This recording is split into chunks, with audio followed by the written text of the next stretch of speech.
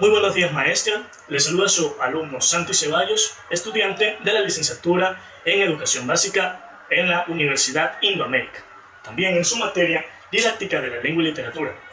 El día de hoy nos encargó de explicar los fundamentos de la lingüística. Como único integrante del grupo 11, me tomé la libertad de crearme un pequeño guión para poderme guiar en el medio de la explicación del video. Podemos comenzar, ¿no? En el video de hoy exploraremos los pilares fundamentales de la lingüística, la ciencia que estudia el lenguaje humano. Analizaremos cómo funcionan las lenguas, desde sus sonidos y palabras hasta cómo se estructura el mensaje y cómo cambia el significado según el contexto. Comprender esto es fundamental para todo docente, ya que tener el poder de podernos expresarnos bien es fundamental en un ambiente laboral, ya sea en el aula, en el patio o en una conferencia. Podemos proseguir, ¿no? La primera característica se llama la morfología, que básicamente es la estructura interna de las palabras. En términos sencillos, es la rama que estudia la estructura y cómo se forma. Por ejemplo, tenemos las siguientes características. Definición. Rama que estudia la estructura, valga la redundancia, y esto tiene lo que se llama morfemas, que básicamente es la unidad con significado léxico o gramatical. Los tipos consta justamente con dos: flexivo y derivativo. El primero, como su nombre lo dice, es cuando la palabra es flexible entre género o número, y derivativa es cuando se crean nuevas palabras. Vamos a ver los ejemplos para entenderlo mejor. Tenemos tres palabras: niños, zapatero y deshacer. Niños, la palabra raíz o las letras raíz es ni. El género es la O, pero también puede ser la A. Así estamos hablando de niños o niña, niñas, porque el número se pone al final de la palabra con la letra S para identificar pluralidad o singularidad. Después, zapatero, zapato viene a ser la raíz y el ero es el sufijo de profesión, zapatero, etc. Después, deshacer, y de hecho justamente acabo de hacer otra, que es después, que viene a ser des, es el prefijo de negación, o de tiempo también puede ser, porque lo está situando en un tiempo pasado, porque pues es pues, después. Entonces, volviendo al ejemplo que está ahí, deshacer es des, es el prefijo de negación, y hacer es la raíz. Sigamos con la semántica. Viene a ser el universo del significado. Dejamos a un lado la forma física y nos adentramos en el significado de las palabras, frases y oraciones. Esto también tiene que ver mucho con nuestro entorno cultural y el contexto que nos encontramos. Estudio. Se ocupa del significado de palabras y oraciones, como ya lo mencioné. Contexto. El significado depende de la situación social. Y la denotación. Significado literal y objetivo, además de la connotación. Significado subjetivo y emocional. Por ejemplo, aquí está muy claro. La palabra apple, manzana.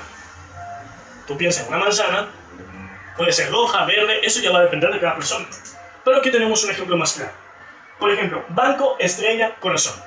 El banco puede significar dos cosas en realidad. O puede ser una entidad financiera, o puede ser donde estoy sentado, que esto sería una silla, pero digámosle banco. Entonces, la polisemia sería entidad financiera versus asiento. Un ejemplo más claro sería: estoy en el banco. ¿Pero en cuál banco? ¿Estás en el banco sentado o estás en una entidad? Entonces ahí depende mucho del contexto. Después estrella, que viene a ser el cuerpo celeste, o una estrella, persona famosa, celebridad, que ya se nos quedó muy arraigada a tener ese significado en nuestro día a día, ¿no? O el corazón, órgano vital o símbolo de amor. Muchas veces a nuestros alumnos le decimos: corazón, no hagas eso, corazón, bájate de la mesa, corazón, devuélvele eso a tu compañerita. Pero también puede ser un órgano vital. Entender el significado de estas dos va a depender mucho del contexto y el significado que tengas en el momento de la interacción. La fonética, la materialidad del sonido. Eso ya estamos hablando de pura escucha y de enfocarnos en los órganos que están en nuestro aparato fonador, desde la nariz, garganta, etc. Vamos con la explicación, ¿no? Tenemos tres características: la física, articulación y ramas, ya que no simplemente significa de escuchar, también de la pronunciación y cómo cambian las palabras por la misma. Por ejemplo, física, estudia los sonidos reales de la lengua. Después, articulación, uso de la lengua, labios y cuerdas vocales para poder pronunciar bien y también tener un tono más suave, hacer pausas, no quedar mudado, o si puedo hablar más rápido porque estoy apurado. También significa para demostrar emociones, ya sea triste, enojado, feliz. Y las ramas: articulación, acústica, auditiva. Vamos con los ejemplos. Vibrantes, aspiración y bilabiales. Entonces, vibrantes, contraste fonético, podemos encontrar en las palabras, por ejemplo, perro, que yo justamente no sé pronunciar muy bien la R, perro o perro, suena más fuerte y tengo que hacer la vibración con mi lengua, y perro, suave. Después, aspiración, es un fenómeno regional, aquí va a depender mucho el acento. La S al final, aspirando, por ejemplo, estamos o estamos, ¿entiende? O por ejemplo, los argentinos hablan mucho con la ya, por más, que yo, se escribe con J o ellos dicen yo. Después, bilabiales, el punto de articulación, ¿oyeron cómo pronuncié? Punto. Eso también va a depender mucho de dónde se encuentre. Algunas personas pronuncian las palabras con la P, punto, más suave. Luego, en región de la costa, o boricuas, o países caribeños, lo saben pronunciar mucho más fuerte, punto.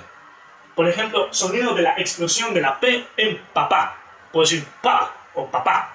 Y así. También depende mucho de las tildes y todo eso. Vamos con la última y a terminar. La gramática. Reglas para la coherencia. Normas y estructura. Lógica, coherencia, sintaxis.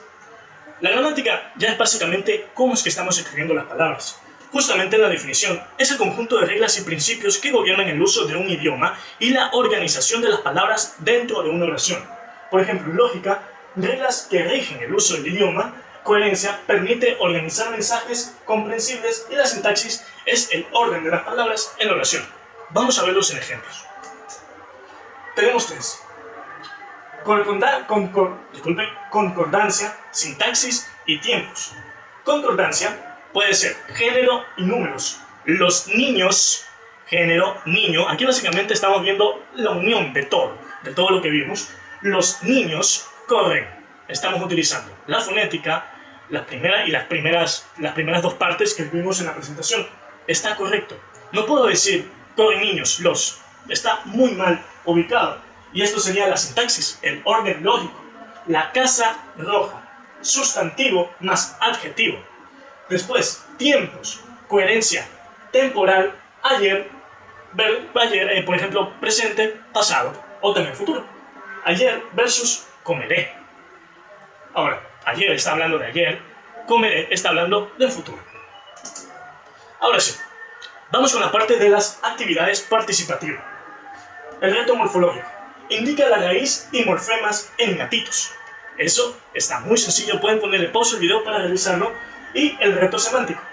Comparte en uso connotativo para luz. Ahora, comprender la lengua es comprender cómo pensamos. Me gustaría dejar eso claro. Listo. Eso sería todo por la participación del día de hoy. Disculpará cualquier inconveniente. Justamente estoy en un grupo solo y estamos pasando por un trabajo complicado de prácticas que básicamente estoy atrasado y estoy luchando por llevarlo adelante. Así que esa es mi presentación como parte del grupo 11 como único integrante Santi Ceballos, y espero haber cumplido con las matrices de su tarea, ¿no? Muchas gracias, profesora. Tenga un buen día.